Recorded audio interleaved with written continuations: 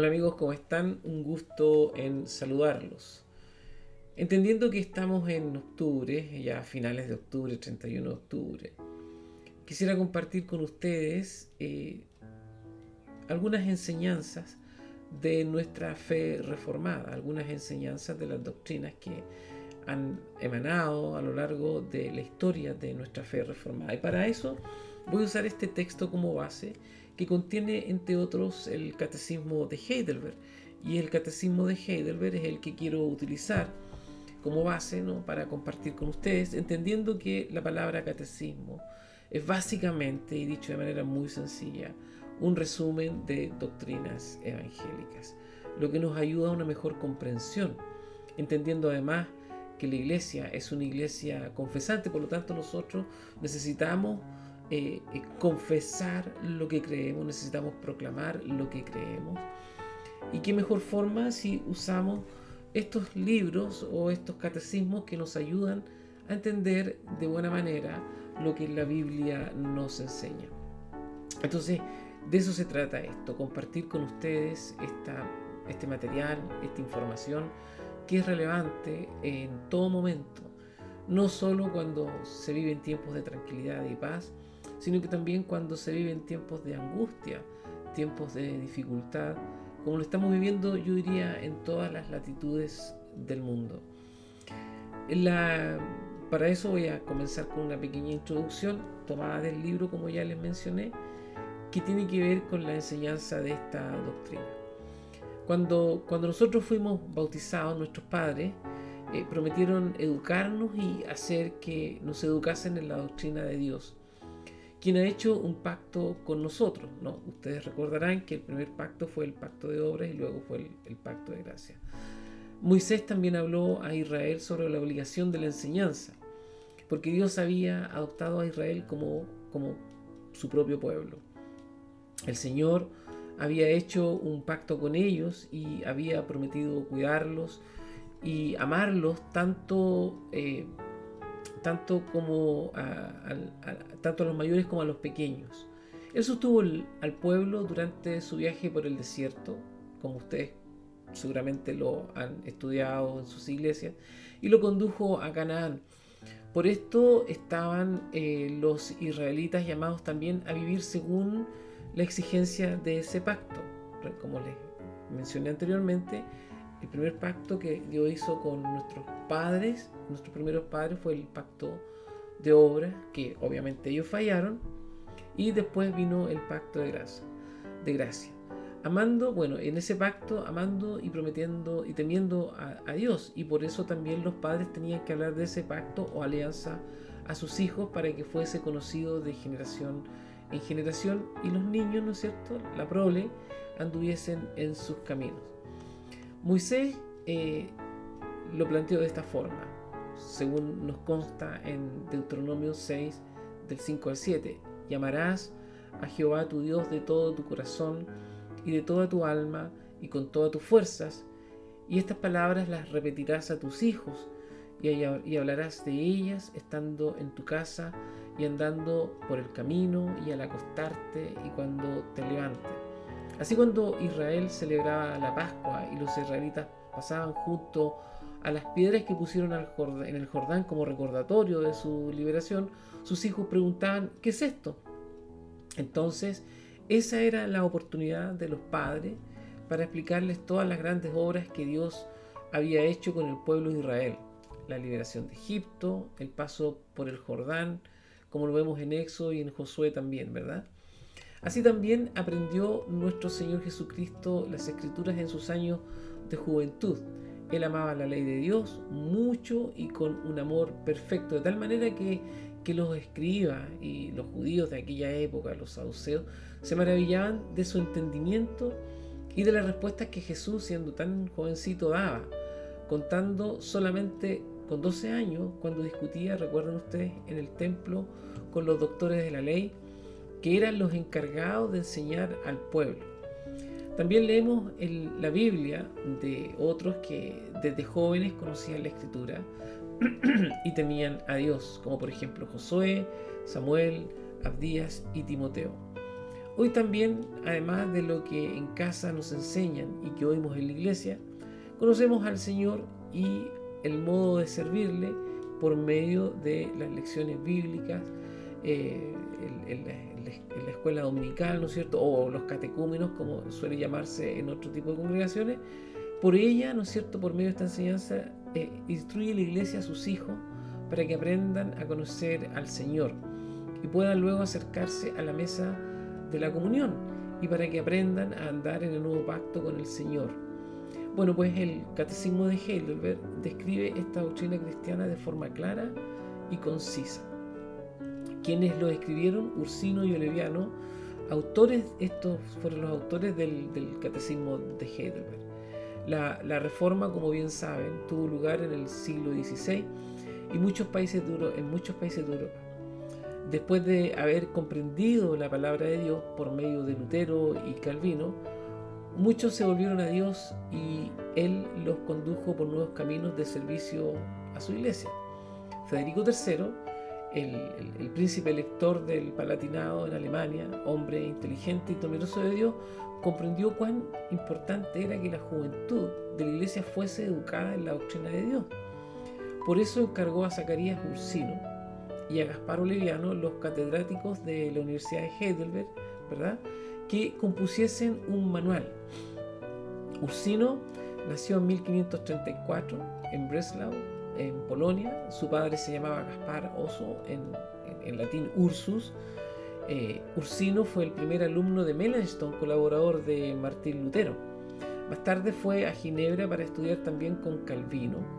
Este último lo tuvo en gran estima y le regaló algunos libros, trabaron una amistad. Calvino le enseñó algunas cosas importantes de la teología. Cuando Ursino finalmente alcanzó la edad de 28 años, fue nombrado catedrático en Heidelberg. Poco después, juntamente con Oleviano, nacido en Trier,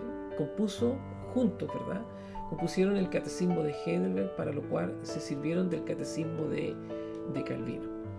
En aquellos días existían ya varios catecismos, es decir, resúmenes de doctrinas evangélicas que querían enseñar al pueblo, a los niños, a las juventudes. Pero el Señor ha hecho las cosas de manera que este manual, 4 siglos después, o sea, más de 4 siglos después de su composición, todavía siga siendo utilizado y sirva para enseñar a los niños de nuestras iglesias. Que se le enseñe, ¿verdad?, el Catecismo de Heidelberg, el cual se editó por primera vez en 1563. Ese mismo año fue traducido al español por el neerlandés Juan Aventrot y él mismo lo llevó a España, siendo posteriormente apresado y muerto por la Inquisición. El Catecismo de Heidelberg pertenece ahora, juntamente con la Confesión de los Países Bajos, compuesta por Guido de Brest, y los cánones de Dort desde 1618 a 1619, a los formularios unidos de las iglesias reformadas de los Países Bajos. Hay otros catecismos y confesiones que también conformamos como parte de nuestra tradición, como por ejemplo la Confesión de Fe de Westminster, que la tengo en alguna parte aquí, y la cual nosotros, junto a un gran amigo, compartimos con usted a través de las redes sociales, en una radio que gentilmente nos presta sus dependencias acá. Entonces quiero entrar básicamente a la primera pregunta y luego posteriormente ir pasando de pregunta en pregunta y juntos conociendo este catecismo, y cada episodio será breve. La introducción ahora fue un poquito más larga, pero el resto va a ser breve. Entonces el Catecismo de Heidelberg parte con una pregunta muy interesante y con una respuesta aún más interesante, y hay versículos que así lo confirman y así lo sustentan. La primera pregunta del catecismo, que está hecho para que pueda ser estudiado domingo tras domingo. La primera pregunta es: ¿cuál es tu único consuelo tanto en la vida como en la muerte? La respuesta: que yo, con cuerpo y alma, tanto en la vida como en la muerte, no me pertenezco a mí mismo, sino a mi fiel Salvador Jesucristo, que me libró de todo el poder del diablo. satisfaciendo enteramente con su preciosa sangre por todos mis pecados, y me guarda de tal manera que sin la voluntad de mi Padre Celestial, ni un solo cabello de mi cabeza puede caer. Antes es necesario que todas las cosas sirvan para mi salvación. Por eso también me asegura, por su Espíritu Santo, la vida eterna, y me hace pronto y aparejado para vivir en adelante su santa voluntad. En 1 de Pedro, por ejemplo, capítulo 1, versículo del 18 al 19, leemos lo siguiente: sabiendo que fuisteis rescatados de vuestra vana manera de vivir, la cual recibisteis de vuestros padres, no con cosas corruptibles como oro o plata, sino con la sangre preciosa de Cristo, como de un cordero sin mancha y sin contaminación. En Romanos 14:8, así pues, sea que vivamos o que muramos, del Señor somos. Juan 10, versículo 27 al 28, mis ovejas oyen mi voz, y yo las conozco y me siguen, y yo les doy vida eterna, y no perecerán jamás, ni nadie las arrebatará de mi mano. Hermosos versículos para sustentar la respuesta que el Catecismo de Heidelberg ha hecho. Ahora, una breve explicación de lo que hemos entendido como respuesta. En las Escrituras se llama Iglesias de Cristo a las diversas congregaciones que Pablo fundó en diferentes lugares. A la Iglesia de Dios en Romanos, o saludan todas las iglesias de Cristo, etcétera, etcétera. Se llaman así porque fueron compradas con la sangre de Cristo para ser de su completa propiedad, del mismo modo que Israel era el pueblo de Dios en medio de los demás pueblos. Porque así como un esclavo comprado a un amo cruel pasa a ser propiedad de su dueño, así también sucede con las congregaciones de Cristo y todos sus miembros. Es decir, nosotros pasamos a ser propiedad de nuestro Señor por medio de su sacrificio vicario. La Escritura nos habla de esta compra por la que Cristo obtuvo a los suyos al gran precio de su sangre, repetidas veces, porque habéis sido comprados por precio, escribió Pablo a los Corintios, y en la carta a los Romanos amonesta a los miembros de la congregación a que no se juzguen el uno al otro, ni quieran gobernarse unos a otros.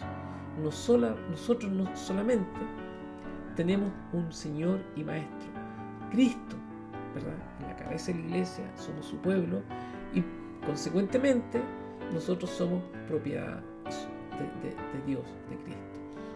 Así como un buen amo cuidaba bien de sus esclavos, dando buena comida, bebida y ropa, y siendo él mismo un refugio para ellos, así también es Cristo para nosotros, pues nos libera del poder de Satanás y es el protector y guardián de su pueblo.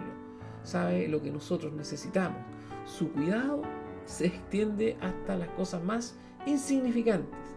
Aún nuestros cabellos, bueno, yo no tengo, me afeité esta mañana, aún nuestros cabellos, cuando nuestros enemigos nos quieren hacer mal, puede transformarlo en bien.